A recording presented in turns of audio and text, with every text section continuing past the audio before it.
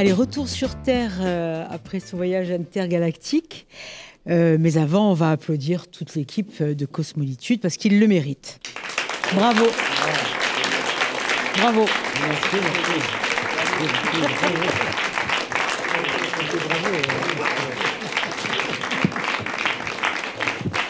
Et on va faire connaissance avec eux, même si vous les connaissez pour la plupart. On va demander peut-être des présentations. On fait un tour d'horizon de l'équipe. Allez. Allez. Alors, on va commencer par Célia Picciot, qui est au violon et qui a commis tous les arrangements aussi de ce concert, c'est-à-dire toutes les écritures complexes du violon, du violoncelle et plus tout ce qui se passe autour. Voilà. Monsieur Jackie Lemaine aussi. Bonjour. Alors lui, il a écrit les textes, il a composé les musiques Et conduit le vaisseau spatial. et conduit le vaisseau spatial. Avec sa belle blouse, Christian Imbert-Rose. Christian Imbert-Rose, le nôtre, il s'est mis au centre, le Suisse de l'équipe, maître sérigraphe et inventeur de l'homme nouveau. Son jeune padawan à côté, Yann Le Borgne, qui a commis tous ces dessins qui sont imprimés là, qui sont imprimés dans son livre, dans sa bande dessinée, qui font aussi l'illustration du disque, etc. Et les projections, enfin bref, tout ce qui se voit.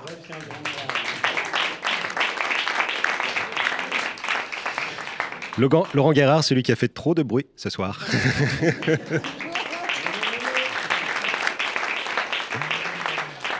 Et Paulo de Rocaser, le seul qui sait jouer tout seul.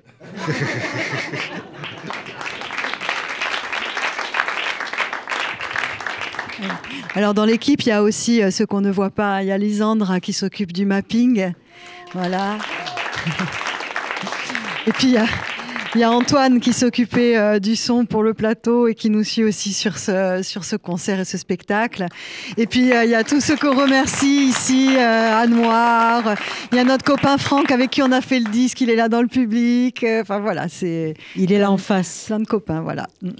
Eh bien, en fait, c'est une histoire de respect, d'amitié, une envie de travailler tous ensemble avec un projet à la base, on l'avait dit, hein, Célia, voilà, dans la tête, depuis longtemps, des textes, des chansons, une envie de les présenter, mais avec une forme peut-être différente de celle que le Jacques Orchestra avait l'habitude peut-être de mettre sur scène.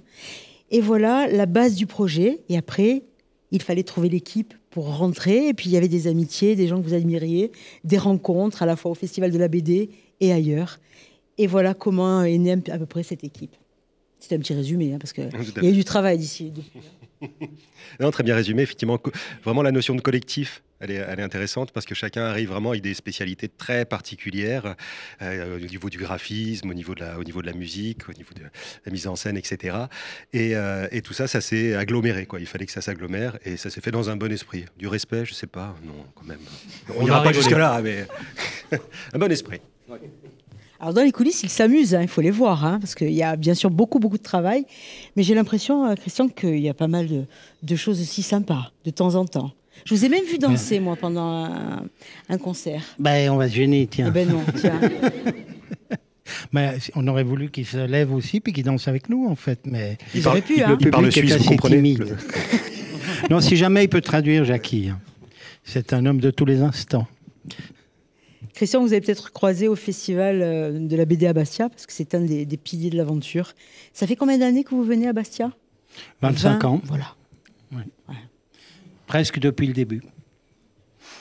Un concert sérigraphié surprenant, mêlant donc musing, mapping, sérigraphie. Personnellement, c'était la première fois que je découvrais ça, mais on a dû vous le dire, c'est la toute première fois qu'on était dans une aventure comme ça. C'est unique au monde. Bah oui. Et pour nous, c'est chaque fois la première fois. Hein. Ouais. Ouais. Oui. C'est peut-être pas facile quand on propose un projet comme ça. On va peut-être leur passer le micro.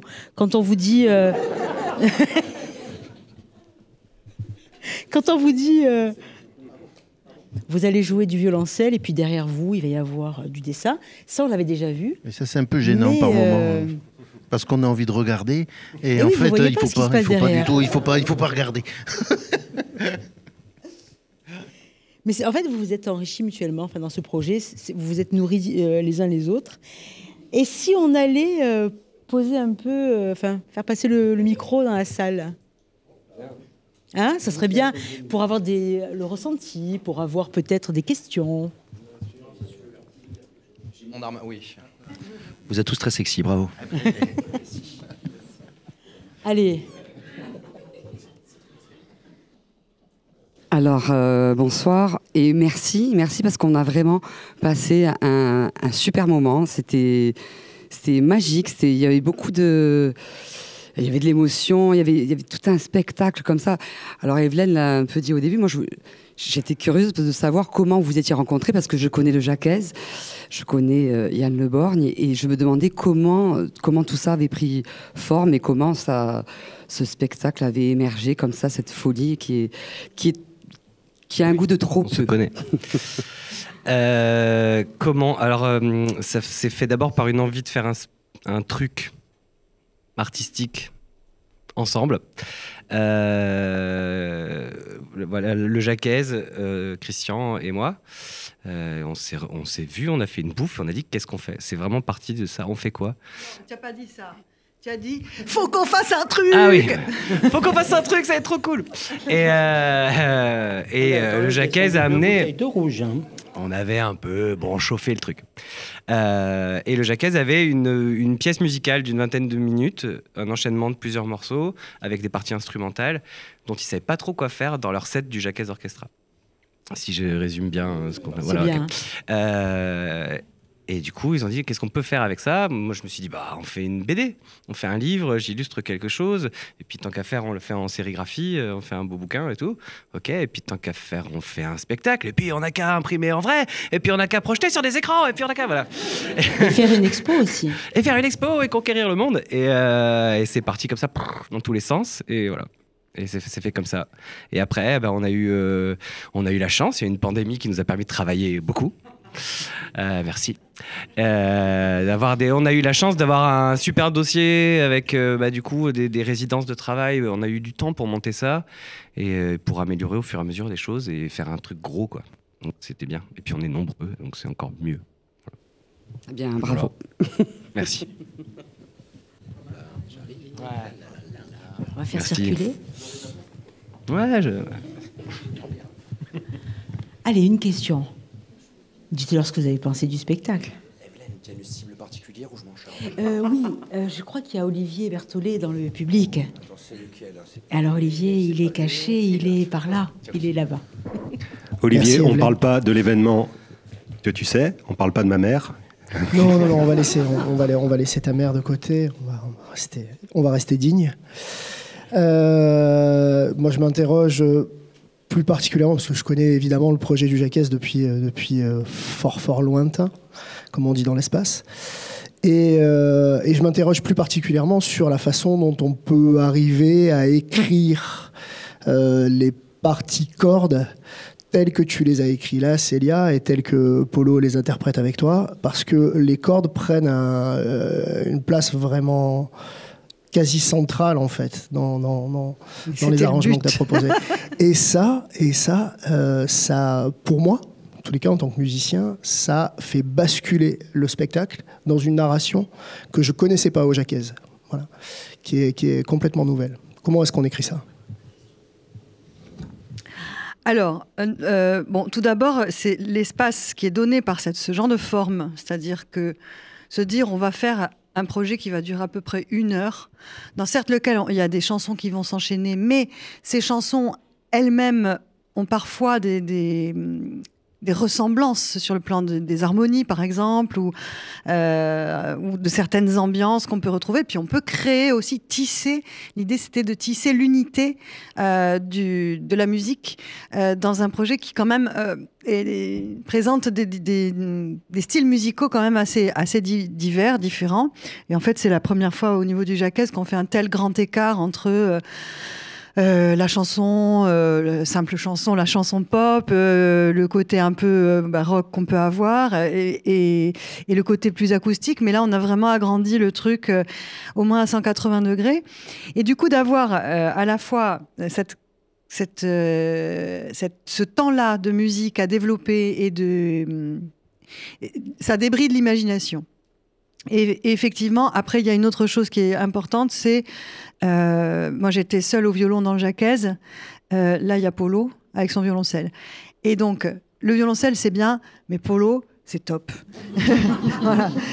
C'est vrai. Du coup, on a envie d'entendre le violoncelle énormément. C'est normal. Enfin, tout le monde écrit en pensant comment ça va sonner et tout ça. Et voilà, pour écrire pour Polo, c'est un plaisir parce qu'on se dit, voilà, là, même si j'écris 3 notes, il va sculpter ça. Ça va être vraiment super. Et du coup. Je sais pas. Les mélodies de Jackie, elles sont très inspirantes déjà. Hein, c'est un univers qui est quand même très, musicalement très très riche. Et les idées, elles viennent un petit peu toutes seules. Et après, le plus dur finalement, c'est de faire le tri et de trouver dans toutes les idées qu'on a, celles qui vont faire qu'il y en aura pas trop. Pas assez, et que ça va surtout créer une unité et donner une couleur et un son particulier à l'affaire. Alors, les cordes sont centrales. Je sais pas, moi j'ai l'impression qu'il y a que des centres dans tout ce qu'il y a là. En fait, ce qui m'amène moi à penser que les cordes sont centrales, déjà c'est l'écoute. Hein, c'est comment est-ce qu'on écoute la musique. Moi, je l'ai écouté à travers les arrangements que tu as proposés, ce que je vois là sur scène et ce qu'il y a sur le disque, ça se retrouve vraiment. Mais il y a des grands écarts avec des citations classiques et des passages hyper contemporains. Et boum, on rebascule dans un univers qui est très pop, easy listening, dans lequel tout de suite tout le monde se retrouve. Et ça se pose, et ça s'enchevêtre, ça se met en place. Et en fait, c'est un liant. Enfin, j'avais jamais, si tu veux, vu dans le Jacquez un liant comme il est proposé dans ce spectacle-là. Alors, c'est peut-être effectivement dû au fait qu'il y ait maintenant 2 instruments à cordes et une possibilité d'harmonisation qui est autre. Mais on avait commencé un peu à l'époque où Nicolas était encore à la clarinette dans le Jacquez. On avait le grand Nico qui était avec nous. Et il y avait ce côté très mélodique, mais qui restait dans une couleur très Europe de l'Est, puisque c'était clarinette et violon. Là, Polo et moi, on vient quand même de la musique classique, et donc avec des références qui sont tout le temps en nous. Hein, quand on fait les balances, quand on gratouille nos instruments en attendant, tout à l'heure, Polo me jouait une chaconne pour violon de Bach. Enfin voilà, on a toujours un truc qui nous traîne en tête et des choses qui nous font rêver en permanence, et que du coup, on cherche à ramener avec nous dans le matériau qui est proposé ici. Et il y a toute la place pour ça. Donc ça, c'est quand même bien chouette. Voilà. Après, on essaye, et puis on gomme, et puis on revient. Et puis voilà. J'ai parlé trop longtemps. Voilà pour les ondulations musicales. Est-ce que vous avez des questions, par exemple, sur la sérigraphie, sur les instruments qui ont été utilisés? Allez-y, posez, hein, n'hésitez pas. Et voilà, quand même. Et voilà, quand même. Attention. Mais quel est cet instrument, Yann? Alors, ça s'appelle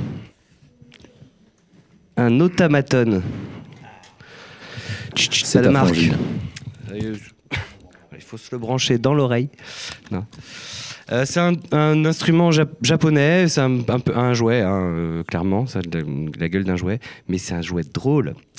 Ça fait un truc comme ça. Mais...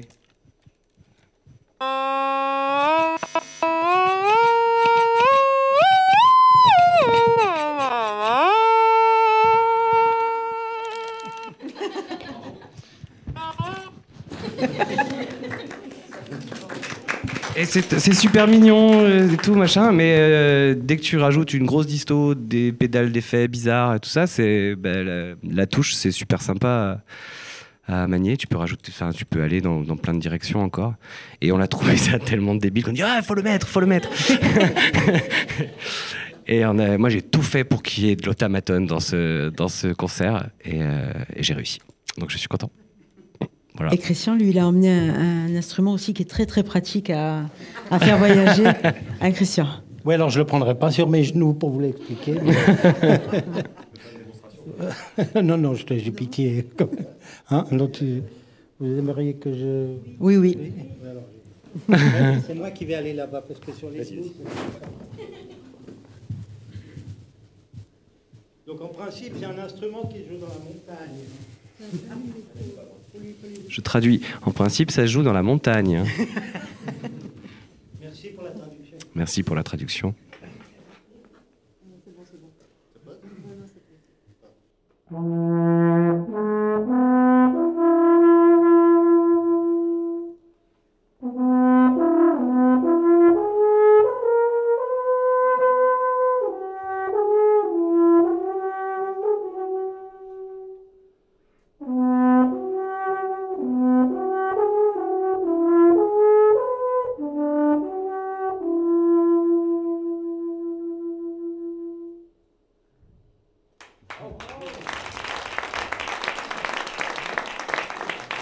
Faut savoir, Christian ne se déplace jamais sans son corps des Alpes. Ça a l'air comme ça. Non, mais c'est vrai, c'est vrai. Alors là, c'est un long tuyau, mais c'est démontable et il a une petite sacoche et donc il a toujours son corps des Alpes avec lui. Et à chaque fois qu'il vient en Corse, il vient avec son corps des Alpes et il va jouer tout seul sur la plage ou en montagne et ça, il adore ça en fait. Oui, moi j'aime bien, c'est vrai. J'ai de la peine à m'en passer. Et il fait partie de 2 groupes en Suisse, dont un groupe qui s'appelle, il a un nom qu'on adore, Les Improbables. Les Improbables, ouais. Oui. Là, on fait que de l'impro. Donc, on ne sait pas très bien ce que c'est comme musique, mais c'est plutôt sympa. Hein.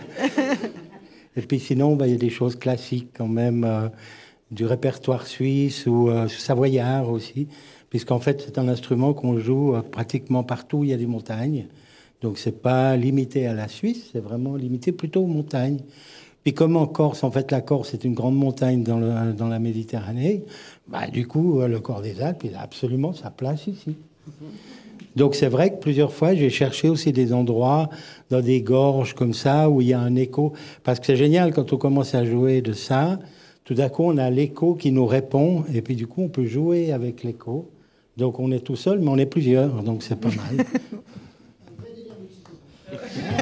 C'est un peu l'histoire du projet, en fait. Peut-être une dernière remarque, un petit clin d'œil. Oui, là, la jeune fille. Bonsoir. Et j'ai 2 questions. Pour vous, monsieur Moustachu, j'ai oublié votre prénom. Yann. Excusez-moi. Non, l'autre Moustachu. Christian. Laurent. Il y a trop de moustachu. Non, mais la vraie moustache, elle est là. Non, lui, le vrai. Moi, je suis un padawan jeune.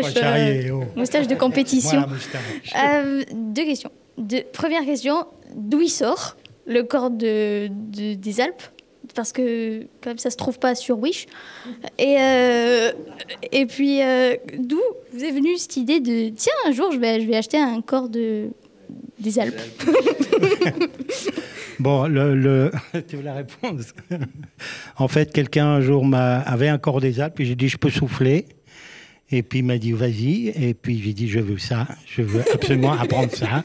Donc voilà, je fais des gros efforts, j'essaye. C'est très difficile parce qu'il n'y a pas de touche, donc c'est vraiment on fait les notes que avec le ventre et les lèvres. Alors le ventre, j'ai ce qu'il faut.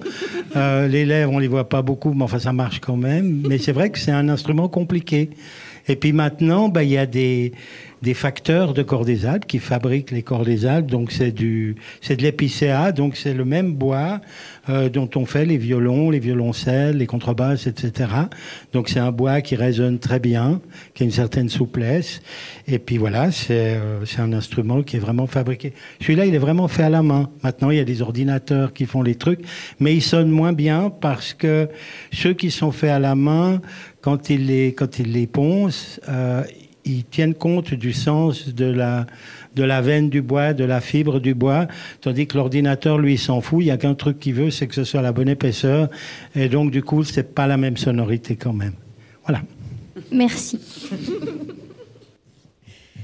Un petit mot de conclusion.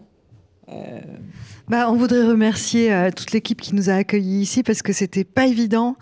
Le projet il est un peu déjà pas facile à manipuler, donc on remercie beaucoup Thomas, Vincent, Anouar, encore une fois, toute l'équipe de Pasta Prod, Manon, Anaïs, Pierre-François, j'en oublie Thomas Giovannetti également, toute l'équipe. On a fait un bon travail ensemble, c'était pas évident, et donc vraiment voilà. Et puis encore un grand merci à Antoine, notre ingé son qui nous a bien. Merci à vous, cher public. Et merci à vous d'être venus, ça fait plaisir. Merci à toi.